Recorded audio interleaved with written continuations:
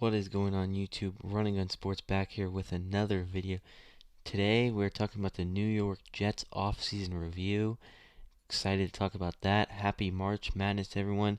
The tournament officially kicks off today, the round of 64, with last night the first four games occurred. We had two of those games going to overtime, some very good games, and just a good time of year. A lot of basketball on. My bracket has already been busted. In fact, by Ohio State was upsetted by Oral Roberts in overtime today, and the stat that really stood out to me in that game was that the whenever a 15 seed is leading a 2 seed team at halftime, they are 3-0. It's happened 3 times, and all 3 times they've won the game the 15 seed has. So it's a very interesting game as well. Oregon State, the number 12 seed, just knocked off the number 5 seed as well just before I was recording this video. So brackets already busted in day one, but we're here to talk about the New York Jets. And so if you have not, please like, please subscribe, share this to your friends, especially if you have any New York Jets fans out there. And let's get right into the video. So the New York Jets in 2020, 2-14, and I've said this a lot in a lot of my videos that we've brought up the Jets. I just think that the Jets have a lot of good people around that organization. They're one of the more stronger fan bases, if you would say, in the past history. They got a big following. Them and the Giants they've been around for a while, and I just think that they have some really good people on that team. And with them being so bad last year, and it's so easy for them to give up and try and go out and get it was really a Trevor Lawrence sweepstakes. I'm expecting Trevor Lawrence to be going first overall in the draft this year, but maybe not. But I'm guessing that's what everyone is saying, and I definitely agree with that. Trevor Lawrence is probably the best player coming out of this year's draft class. But it's very easy for them to go look in the middle of the season. They have not won a game, and for them to easily just give up on the season and just get that first overall pick and try to focus on next year. But they have some strong-minded people on that team, and a good honestly, the coaching staff obviously wasn't great, but I think they did okay for the position they were in. They got them to win two good games against good teams for two divisional round playoff teams. And I just think that's really a testament to how strongly minded those people are at the New York Jets organization. And that's why I have hope for this team versus some other teams like the Houston Texans, who did so bad last year, or the Chicago Bears. Those teams I think will decline. I think the Jets this year are set to have a way better year. But some of the losses that they had, especially the Las Vegas Raiders game, the Buffalo Bills game, and the New England Patriots game, all those games were lost by less than a point. And all those teams right there, the the Bills and the Patriots, same division as them as well. So, but the Bills, they lost that game by 8 points, and the Bills made the AFC Championship. So that's a pretty impressive game for a 2-14 team to be just competing with those guys. So very impressive there. The Patriots, they're just well coached. They didn't have the greatest team last year. I think they'll be back next year in the playoffs. And so they were, I think, quite honestly, they were robbed in the game. It was the Monday night game, and there was a pass interference call that was called back. I disagreed with them reversing the call. I think it definitely should have been pass interference. They did end up going to lose that game, but the Las Vegas Raiders game obviously came down to literally the last play. Derek Carr threw a Hail Mary to Henry Ruggs in the back of the end zone in the last play of the game, and it was really the defensive coordinator's fault. Called a all-out blitz for the Jets defense on a Hail Mary play when they knew that they're going to have to go deep. But other than that, honestly, those are impressive wins, but the rest of the games were not as close as those. But there's still a lot of things to look forward to. They got a new head coach this year. Robert Saleh is the old 49ers defense coordinator. We all know how good the 49ers defense was the past couple of years with Robert Saleh as the play caller for that team. Led them to a Super Bowl. And Robert Saleh, he's really, I first thought of him being a head coach in the NFL, he was born in Michigan. He grew up a Lions fan, went to college in Michigan, went to Northern Michigan, and his first coaching job ever was at Michigan State. So a lot of people, including myself, thought it's a no-brainer that he would end up with the Detroit Lions, and he ended up with the New York Jets.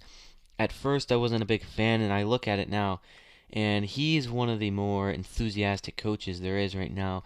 He's 42 years old. He's gonna have a lot of time around in the NFL, and I think that he's a really good coach. He knows what he's doing. He knows how to build strong defenses behind key players. Last year it didn't show as well because of some injuries, but their defense did perform quite well. But I think that he is a perfect fit for this Jets team to try and rebuild a team. You need a guy come in there with confidence, and I think that's what Robert Saleh is all about, is confidence. And he doesn't think that they can win the Super Bowl. I don't think so, but he thinks that his team can win games, and that's what you need as a coach coming in to try and rebuild the year. He coached college football for 3 years, and he then went to the NFL. His first job in the NFL was with the Houston Texans as a defensive interim for a year. Then he was then hired as their defensive quality control coach. Then he was named the assistant linebacker coach for 2 years. Then he went to the Seattle Seahawks as a defensive quality control coach for 2 years. Then the Jacksonville Jaguars for 2 years as the linebackers coach. And then obviously just his most recent job was the the 49ers defensive coordinator position, where he did where he did take his team to a Super Bowl, and now he's with the New York Jets, and I think that is a really good fit. I think that they've made some really very good offseason moves.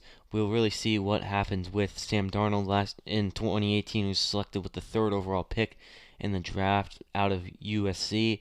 2020, he was kind of injured, and he only played 12 games. He missed a quarter of the season. He had 2,200 passing yards, 9 touchdowns, and 11 interceptions. 11 interceptions to 9 touchdowns doesn't take a genius to tell you that that's not good. But I think Sam Darnold really does not have any help at all at the receiver position, and he's still so young. He's still on his rookie contract. I think that he's never played a full season. People are concerned that he gets injured too much. He did have injury problems at USC in college, but I just think that he will I think if he gets weapons around him, I don't think we can really write him off as a bust yet, because if you give him the weapons that, let's say, a Kansas City team has, I still think that he could do well. I'm not comparing him to Mahomes at any level, but I think that if you gave him a great receiving core, I don't think that people would look at him as negatively as they do. I mean, his receivers are just terrible. It's an unfortunate situation to be drafted in. It's how it goes. The best players go to the worst teams coming out of the draft.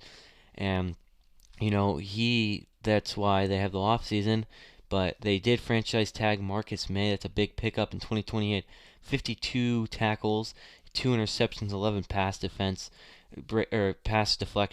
and that's a good sign, in my opinion, for them to try and keep around the young talent. We'll see what happens with Sam Darnold, but Marcus May is a key player for that team. If they let him walk, I think it would really be devastating for that team to lose such a valuable player to that team.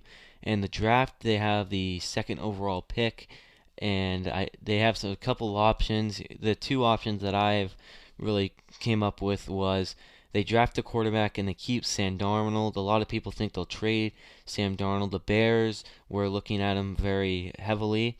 The Bears just signed, Andy Dalton, and I think that Andy Dalton to the Bears is just not the greatest move. We'll be talking about that on Sunday when our NFL weekly news review comes out. So look forward to that. Give you my opinion on that a little more in depth. But I don't think it's a good move. But I think they draft a QB, keep Darnold around, and who knows, if they draft a QB, one of two things will happen. Sam Darnold, it makes him mad and he starts performing well, like we saw the Green Bay Packers select Jordan Love in the first round this year, which was one of the worst draft picks in the first round we've seen in a while. It's right up there in this 2020 draft with the Tennessee Titans selecting Isaiah Wilson. Or two, the quarterback that they draft outperforms Sam Darnold and does well. That's the most two common situations that would probably happen. Or option number two is they pick the best player available in the draft, maybe a wide receiver, Devontae Smith potentially out of Alabama. Just they need more weapons for whoever their quarterback's going to be, whether it's Sam Darnold or a guy coming out of the draft. And who will they draft as a quarterback in the draft coming out of college?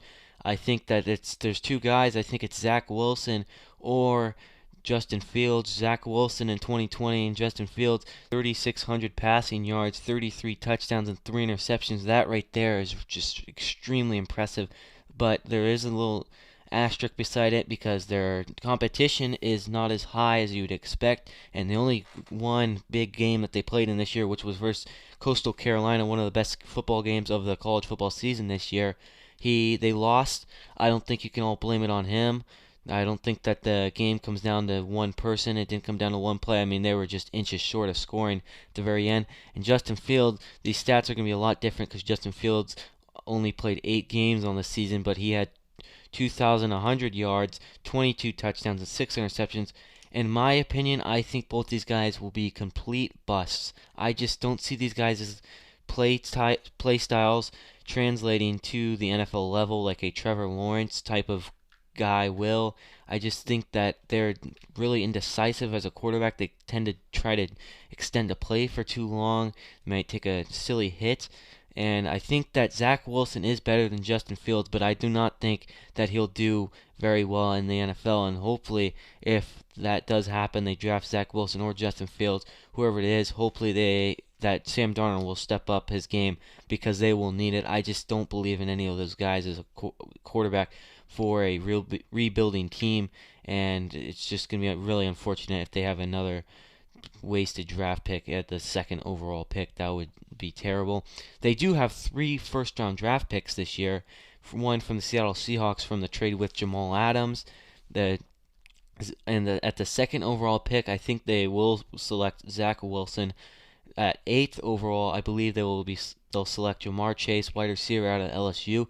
Like I said earlier, whoever the quarterback's going to be, whether it's Fields, Wilson, or Darnold, they need all the weapons in the world they can get. They just need it badly. And a lot of people with the 22nd overall pick are pegging them to select Najee Harris, running back out of Alabama, with the 22nd overall pick. I don't think that's necessarily going to be a good move. I know that the Pittsburgh Steelers are really interested in him. I think the Steelers could possibly trade up to try and draft him earlier to make sure that they secure him, with James Conner most likely not returning to Pittsburgh next year. But Michael Carter out of North Carolina, I think, will be a great fit. They can get him later in the second round, third round, whenever, and it saves them a first round pick, and those things are very valuable, especially when they're coming from trades and whatnot, when you lose a key player like Jamal Adams. In the free agency, which opened up this week, really, they signed safety LaMarcus Joyner, a very good move. He was just cut by the Las Vegas Raiders, a good pickup there for the Jets to boost that defense. Robert Saleh knows what he's doing. We'll see. I think the Jets next year, their strong suit of that team will 100% be their defense. With just the quarterback is just, that burden is just going to be too much. I'd have a hard time believing that the offense will be the strong suit of that team. I mean, last year there's hard to say that there's a strong suit for a 2-14 team, but I think that the defense will just be the best spot. Like we said earlier, Robert Saleh, great at grabbing defensive weapons. He's also signed Carl Lawson, the edge rusher from the Cincinnati Bengals, a good pickup there as well. And wide receiver Corey Davis, like I said, more weapons. It's perfect for what they need, and a great pickup there. And that's the thing, is that they have $51 million in cap space remaining, which is ridiculous.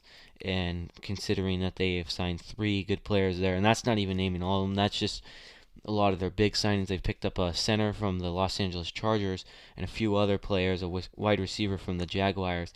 But they can really make that team a lot better with the supporting cast. And if you get enough weapons at receiver, I don't think it matters who's throwing you the ball. As long as they can get it to your weapons and have someone to hand the ball off to and efficiently, they can do just fine. The team need, though, is a quarterback, obviously, and I don't know what they're going to do, whether It's Wilson, Fields, or Darnold. I just don't think any of those guys can get it done. If there is one that I had to pick to get the job done for the New York Jets this season, it's got to be Sam Darnold, just for the experience. Justin Fields in the national championship game just did not look very strong. If you watch Justin Fields' film, all he does is he just stares the first read, makes bad decisions. He played half the games that Zach Wilson played and threw double the interceptions. Doesn't make the greatest reads in the world, and so that's just my opinion. So my 2020 projection for the New York Jets, I think that if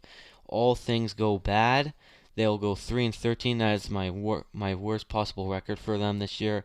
I think that their best record could be going 8-8, but I think that they will legitimately end up at 6-10. That is my projection for the New York Jets next year, 6-10, and I think that it will be a while before they make the playoffs. Just a really competitive division, one of the more competitive divisions right now. With the Patriots, they are signing so many players right now. The Dolphins, who were just a game short of making the playoffs last year, and they have 4 of the top 50 draft picks, and that's just insanely good. And then you have the Buffalo Bills, who made the AFC Championship last year. So that is going to wrap it up for today's video. If you guys did like it, please leave a like on the video, share this to your friends, and thank you.